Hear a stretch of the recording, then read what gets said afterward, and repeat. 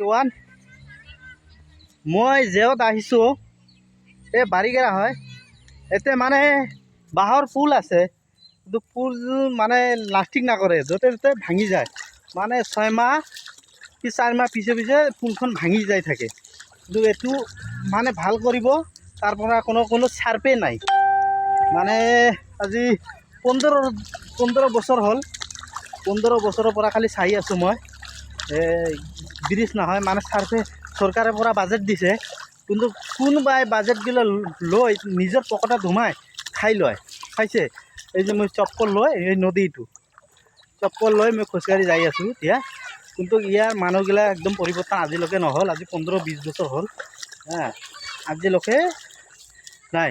চৰকাৰে যিগিনা বাজেট দিয়ে, এই ব্ৰিজখন নবনা হৈ তেওঁলোকে কি কৰে, নিজৰ পকেটত সোমাই লৈ তেওঁলোকে খাই লয়।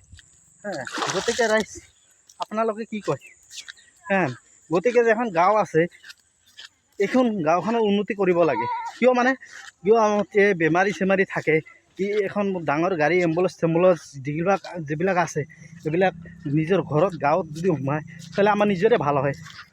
কিন্তু ইয়াৰ মানুহখিনি মানে সজাগ নাই, মানে কেনেকৈ কি কৰিব লাগে। মানে ব্ৰিজখনত যেতিয়া বাজেট আহে মানুহ পকেটত সোমাই মানুহ খাই লয়। গতিকে পকেটত নাসোমাই ব্ৰিজখন যিখন হৈ আছে বনাব লাগে। এইকাৰণে আপোনালোকে বনাব তাড়াতাড়ি, অতি সোনকালে তাৰে মানুহ বিচাৰিব। Thank U.